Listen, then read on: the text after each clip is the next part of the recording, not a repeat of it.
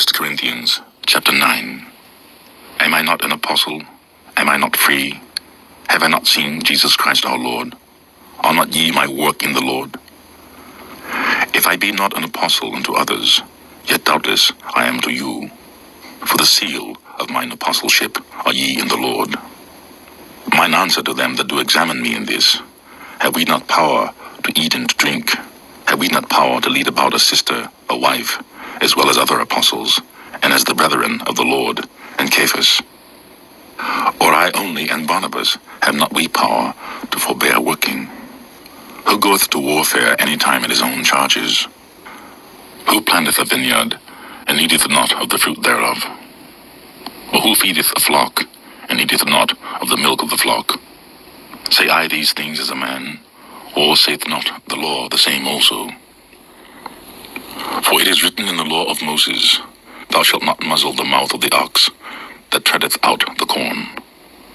Doth God take care for oxen, or saith he it altogether for our sakes? For our sakes, no doubt, this is written, that he that ploweth shall plow in hope, and that he that thresheth in hope should be partaker of his hope. If we have sown unto you spiritual things, is it a great thing if we shall reap your carnal things? If others be partakers of this power over you, are not we rather? Nevertheless, we have not used this power, but suffer all things, lest we should hinder the gospel of Christ. Do ye not know that they which minister about holy things live of the things of the temple, and they which wait at the altar are partakers with the altar? Even so hath the Lord ordained that they which preach the gospel should live of the gospel. But I have used none of these things, neither have I written these things, that it should be so done unto me. For it were better for me to die, than that any man should make my glorying void. For though I preach the gospel, I have nothing to glory of, for necessity is laid upon me. Yea, woe is unto me, if I preach not the gospel. For if I do this thing willingly, I have a reward. But if against my will, a dispensation of the gospel is committed unto me. Hey, much mercy to you brothers out there. Much peace to all you brothers that's understanding the Lord's covenant and that really see this thing with your the eyes of the spirit, basically. And basically what I want to do, I want to read a little bit of this chapter, because Paul is telling you woe if he don't teach the gospel. And if you don't teach the gospel, then it's like you don't have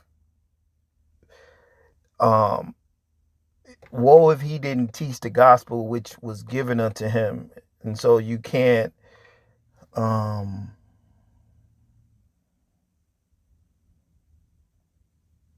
take the gospel and roll it in a napkin. And I just want to say this. Paul was letting you know in his chapter that you have to be able to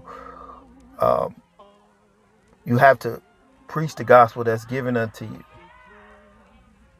your portion of it. Let me read up. Before I read that, I want to read up for a little bit. So I just want to say this: you can't teach the gospel if you don't have the gospel. Doctrines of men and commandments of men is not the gospel. So you can't teach the gospel if you don't have the gospel. You can't teach a false doctrine and then say it's the gospel of the Bible. You see, that's not the gospel. The gospel involved the Gentiles of the other nations, which guys are ashamed of that. The gospel involved having mercy on your enemies, which guys never speak on having mercy on their enemies. The gospel involves the new covenant, which guys are not a part of. You know what's crazy? Guys will teach you the law can't save you, but keep the law anyway. So the men are confused. They're confused, man. And then they say they're not in a covenant, so they're not even with God. So so I just want to say, guys don't have a gospel on the street. This is why the Lord said, beware of men in these long robes. because they're only in it to be seen. For the spiritual aspect of the gospel, it's not given unto certain guys. You see what I'm saying? So if you have the gospel and the understanding, woe unto you if you don't preach the gospel or speak it. Like I read the other day, in Romans 12, you have to be enthusiastic to teach this. Let me grab this real quick. I'm gonna come back to 1 Corinthians 9, but I have to look up that word enthusiastic, because if you have the gospel, unlike a lot of guys don't, they got a doctrine, and so you notice by certain things we bring out, guys hate it because it's not what they're teaching. And so unto them, everybody is wrong except them. It's crazy. If you're not in their group, then you're wrong. Everything, if you're not in their group teaching that nonsense they're teaching, then you're wrong. So everybody's wrong. Everybody's a demon except you. Oh my goodness. So if you have the gospel, you have to teach the gospel. So if you don't have the gospel, if you have the gospel and not teaching it, then it's woe unto you. This is what Paul is saying. So guys don't have the gospel, teaching the camp doctrine and calling it the gospel is woe unto them too. Because they're out there teaching false doctrine. So you just have to understand this. I want to bring this out. That word enthusiastic. Romans 12:11 in the NLT. Never be lazy, but work hard to serve the Lord enthusiastically. Enthusiastically. What does this word enthusiastically means? And I'm not saying brothers have to do lessons every day. That's not the point here. The point is being in the spirit of being always wanting to do it, or always looking at this as something that you look forward to do, that you're enthused of doing. Let's see, what can I get that word enthusiastic?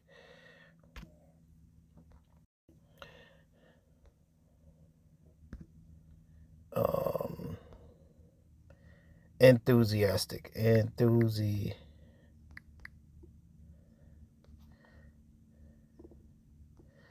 Right, enthusiastic. It says enthusiastic. Having or showing intense enjoyment, interest, or approval. Having or showing intense or eager enjoyment or interest or approval. You see that? So if you are teaching the gospel, you have to have a spirit of enjoyment or interest or approval, or you have to be eager and it has to be intense. I'm not saying you have to do a lesson every day. That's not what this is. But Paul said, woe if I don't teach this gospel. That means you have to be eager, or this has to be an enjoyment to you. A lot of you look at this as a burden.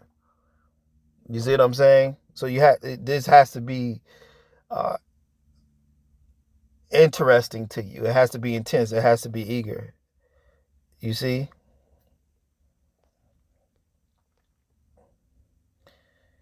Displaying great eagerness, excitement, a positive energy towards something. Exactly. So you looking forward to do it. When brothers want to do a lesson, you're looking forward to do it. You're interested in doing it, not avoiding it.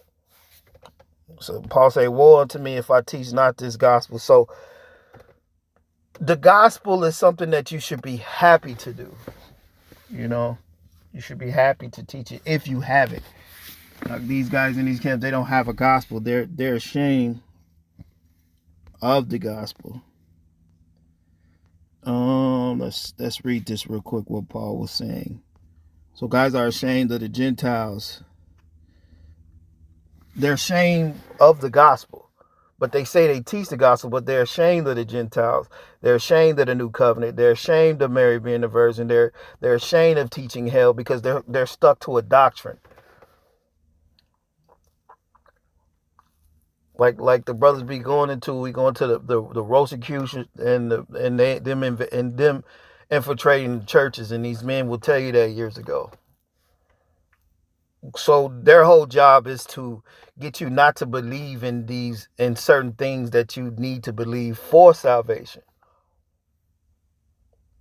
So it's nonsense teaching men that you shouldn't keep the law, but keep the law anyway. So it's just confusion. And you're not in a covenant with the Lord until you get on a spaceship or anything like that. It's just all nonsense. And every time they break down something, it's carnal.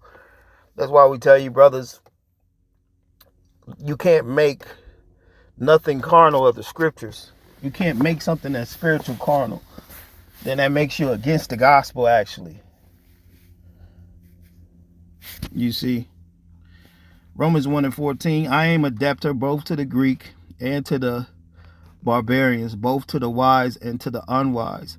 So as much as in me is, I am ready to preach the gospel to you that are at Rome also. I am a debtor. Salakia. I am a debtor to the Greek, the Jew, and the Greek. So what Paul is saying is that this gospel is unto the Jews, and it is unto the Greek, and it is unto the unwise, both to the wise and the unwise. All that believe are justified. Paul says that right here in 1 Corinthians.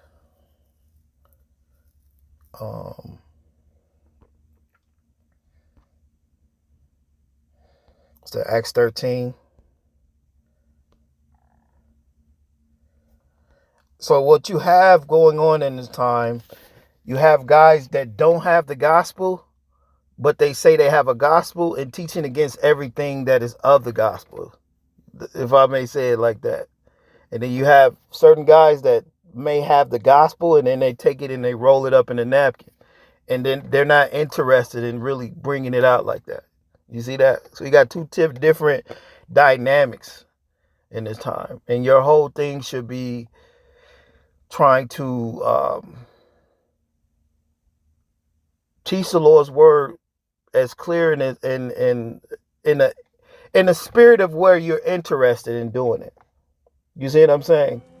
So if you're not in the spirit that you're interested or enthused to do it, then you gotta understand that there's some force or spirit behind it that has you in the spirit of not wanting to do it. And this is why Paul said, woe unto me if I don't want to teach it. If I don't teach the gospel. Acts 13:38, be it known unto you therefore, men and brethren, that through this man is preached unto you the forgiveness of sins, and by him all that believe are justified in all things which you could not be justified by the law of Moses. So this makes the old law of Moses is obsolete. And Paul calls that the ministration of death, and men are still ministrating that. And how do you know they're ministrating that? Because to them the Gentiles can't be saved.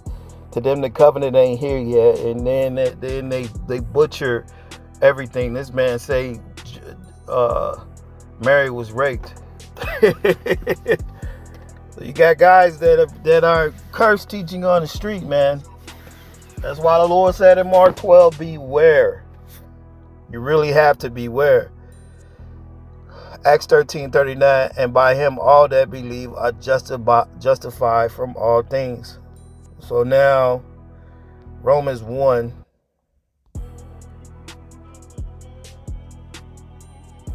I mean, when you teach this new covenant, and if you're really in tune with the Lord and the Spirit, you're going to be saying things and you're going to be bringing things out that's going to have men offended.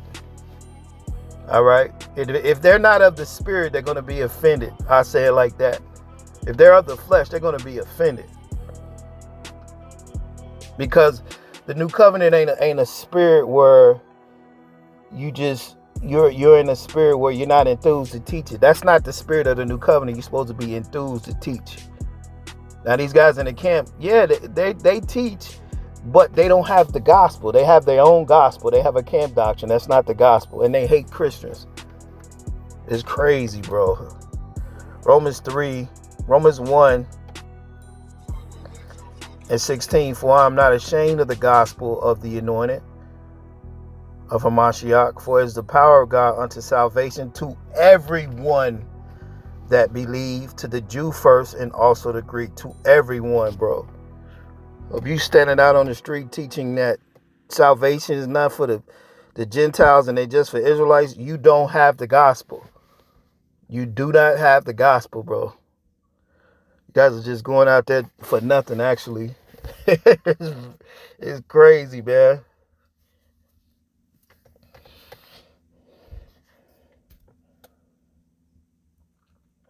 For therein is the righteousness of God revealed from faith to faith, as it is written, the just shall live by faith. The just shall live by faith. And the just will have the real gospel.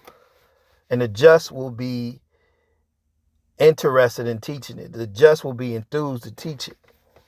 You see? Your love will be for this. You see?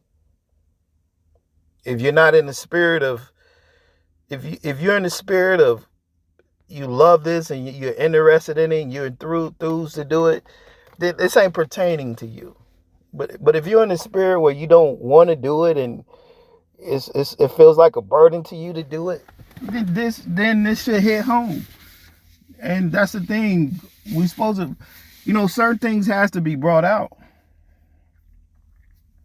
Because there's only so much talking you can do with a person when you have to bring out these certain lessons, because Paul is telling you in Romans and 1 Corinthians 9, basically he said, woe to me if I don't teach this gospel. And you have the gospel and you know the gospel. You see what I'm saying? Paul is saying that if you teach these things, then the Lord will sow onto you carnal things. You see what I'm saying? Let's read this real quick.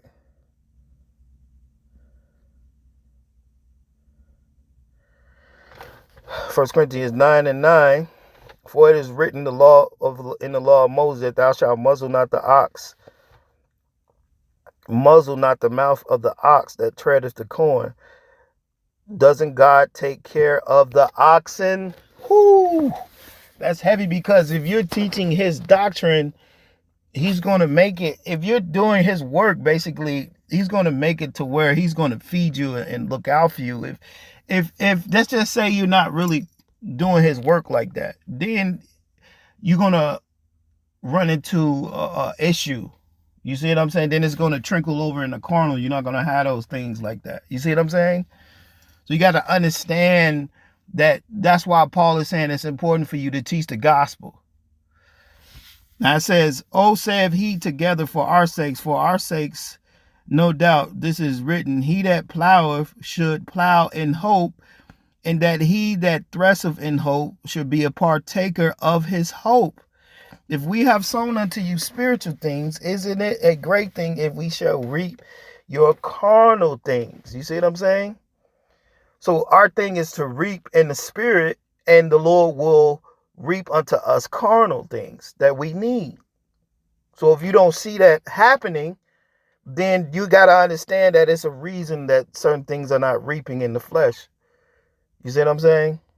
You have to be spiritual to see what I'm saying.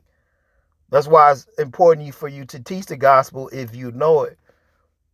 You see what I'm saying? So this ain't just to come down on brothers or bash brothers. No, it's not like that. I'm trying to get you to understand the importance of being enthusiastic and being interested in teaching and pushing the gospel, bro. And so if certain things are like they are, then that means that what Paul said, hey, woe to me if I'm not pushing the gospel. So it's like, woe unto you if you're not pushing the gospel. Then you won't have those things in the carnal. You see what I'm saying? It's heavy like that. 1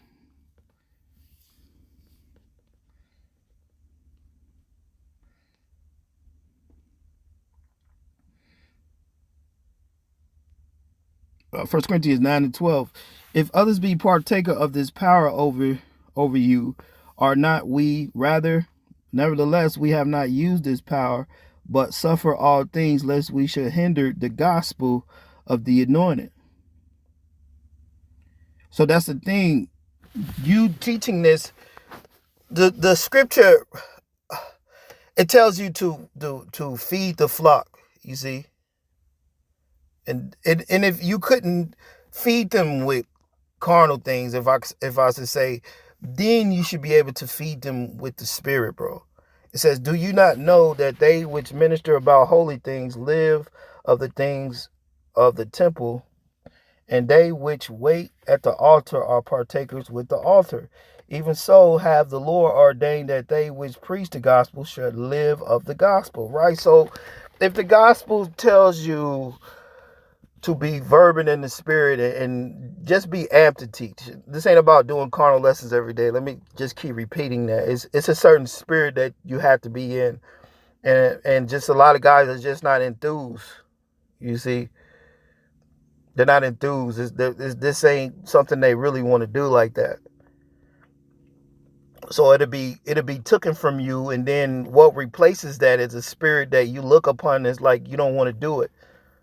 And so when you in that spirit, then what happens is, by you not fulfilling like the spirit, like Paul said, then the things of the carnal, they won't be able to reap unto you.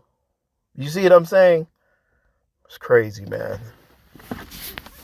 So that's why you have to understand that this is of the spirit first. And so if you have the gospel, you have to teach the gospel. Men don't have the gospel in these camps, in these groups, and you know, but so they're not able to reap unto you spiritual things. Their whole doctrine is carnal. We can't be saved by the law, but keep the law. It's crazy. So if the law wasn't meant for righteous men, Enoch didn't need the law. The law was not given to Adam, bro. All right. Adam was before the law. Enoch was before the law, man. You guys with your doctrine, bro, it's like it's worse and worse. Methuselah, he didn't need a law. It's crazy what you guys are teaching, bro. It is absurd what you guys are teaching. And it's because you're carnal, you don't have an understanding of what you're doing.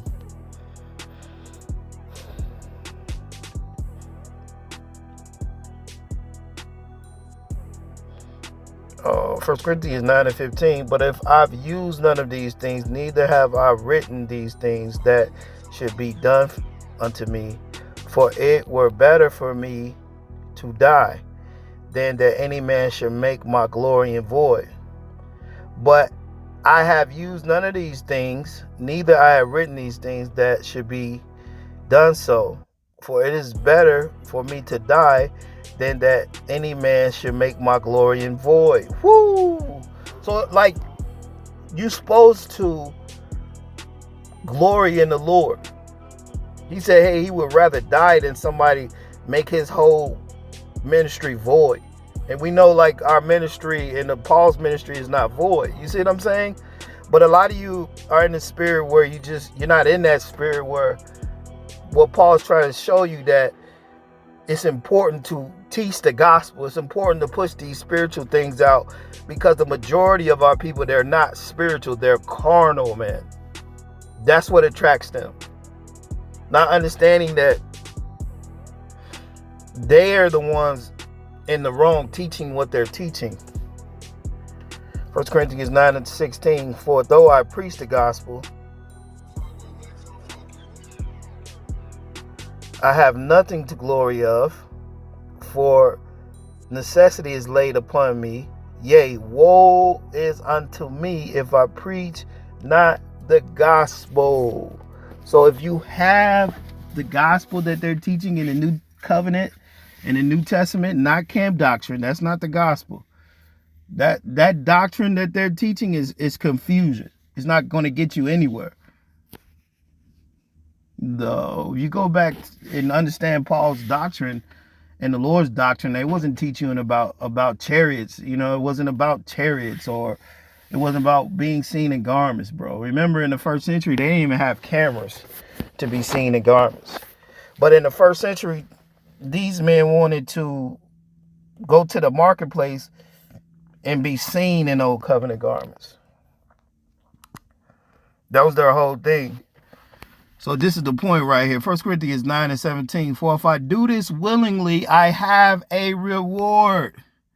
But if against my will, a dispensation of the gospel is committed unto me. A dispensation of the gospel is committed unto me. So if you do this in the right mind and you do this willingly, enthusiastically, then you have a beautiful reward. But if you're doing this and you don't really want to do it, and you just doing it and you make it seem like it's a burden, or you make an excuse not to do it all the time, then it's woe unto you.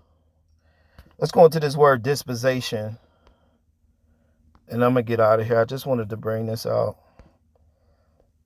So Paul said, woe unto me if I preach not the gospel. And it's woe unto guys in camps because they don't have the gospel. That's not the gospel that Paul was teaching or the Lord was teaching. So whoever their Lord is or whatever, they don't have the same gospel as in the New Testament. You know, it's crazy, man. Guys don't have a gospel. That's not a gospel, bro. Guys are teaching BS, bro.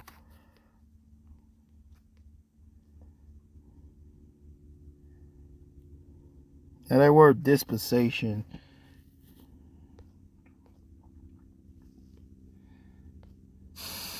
Strong's G 3622, oikonomia. Oikonomia. dispensation, stewardship, management, oversight, administration of others' property, administration of others' prophecy, management of the household. So the Lord, if you have the gospel, then you're supposed to administer and oversee and be you're supposed to be administrating the gospel. So if you don't do this willingly, then the dispensation of the gospel, the stewardship of the gospel that's been committed on you, if you don't do this willingly, and if you do this willingly, you have a reward. But if you do this and when you don't even want to do it and you do it, then basically there's no reward for you teaching in that spirit. So men on the street, I just say this, men out on the street in these camps, they're teaching in the spirit of lies and unbelief and false doctrine. That is very, very bad.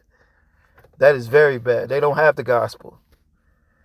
You against the Gentiles, you don't have the gospel. You're not in the new covenant, you don't have a gospel. You teaching Mary was raped, you don't have a gospel, bro. So you're looking at the evil of our people teaching out on the street. And their only reason is to be seen in garments. And everybody's wrong except them. And then they self-proclaim themselves to be men of the Lord, which you can line up what they're saying and what the Bible says it does not go together. You see, so that's why the Lord said, woe to them that's in long rows in the markets. Why would the Lord make a statement like that? Because these guys are going to be holding you to the law. Holding men into captivity. Holding men to the flesh.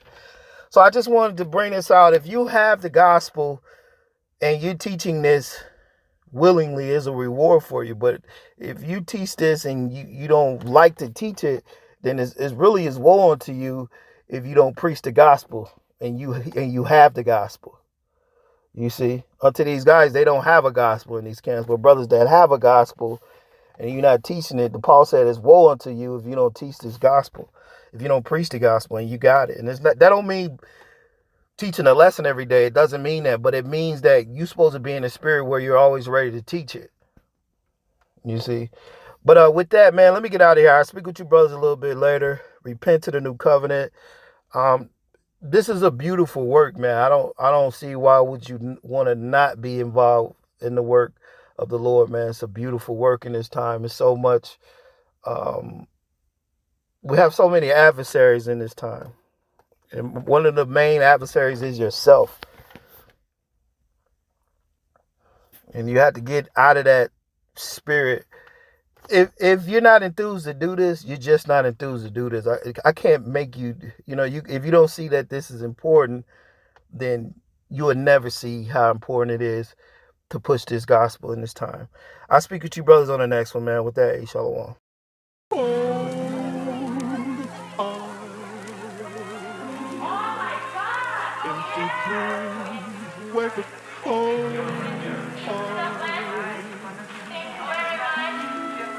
Life is